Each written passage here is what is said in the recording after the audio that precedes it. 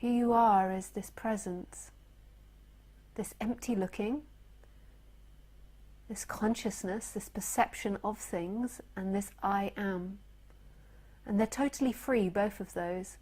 None of them belongs inside the body.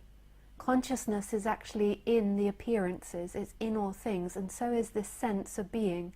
It's in all things, it's everywhere, and it's no one place. It's not located, but yet it's all things.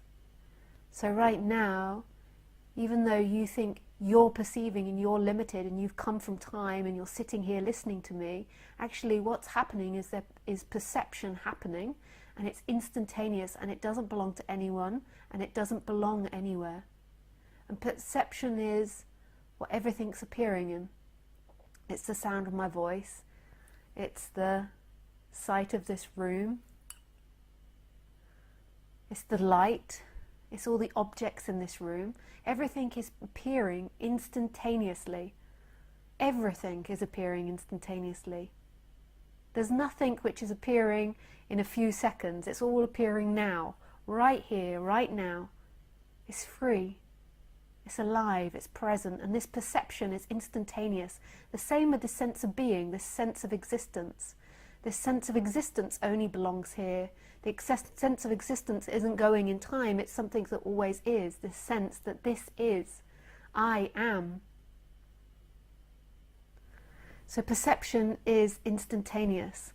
So you're not hearing my voice in a timeline, so it's not a personality that came from the past and is going to the future that's hearing my voice. It's not a description of yourself, a poor person or a rich person. Perception is, consciousness is. Perception is happening of the sound of my voice. And that perception doesn't belong to you. It's happening. It's in the sound of my voice. It's the sound of my voice. It's not you're listening to it inside your head. There is only the voice happening and the perception of it. And that perception of it is so clear and empty and free and belongs to no one. But yet it's here. It's perceiving. And nothing can hurt that perceiving. Nothing can kill that perceiving. It's here. The same with the I am, the same with the sense of existence. You think I am, and I'm inside the body, and I'm listening to Lisa, but actually there's this sense of existence that doesn't belong anywhere. The I am isn't inside the body. That sense of existence is happening everywhere. It's the same as consciousness. It's the love side of consciousness. They're one and the same thing. The experiencer is everywhere, and is all things, and is the creator of life. It's the creator of everything. And then it looks through these bodies, which are limited. So it looks through these bodies and uses these bodies as like the virtual reality. So our bodies are like the goggles you put on if you're going into a virtual reality world. And then everything in this world is a projection of your brain. Everything you see is interpreted by your brain. You think that it actually exists outside of your brain, but it's like you're walking through your brain. Your brain is like the goggles that you put on for virtual reality. And you think that there's distance between you and them, but there's only apparent distance between you and them. Just like in the virtual reality world.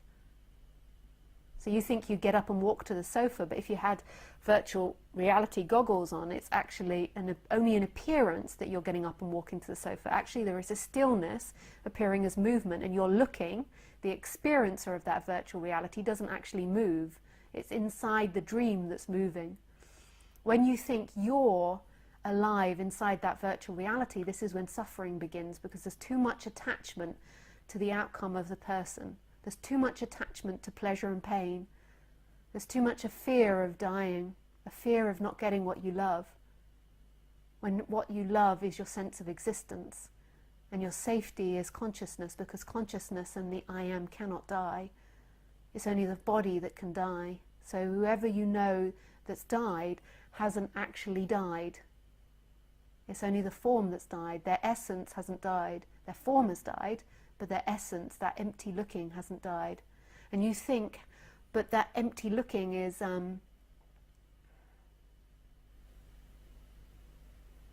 belonging to that form, and it can't look from multiple angles.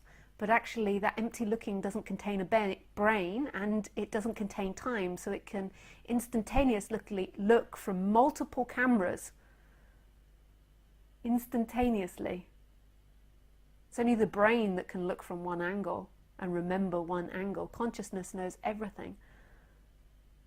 It's totally free. It knows it all. Consciousness is a big know-it-all. It knows everything. It has no questions.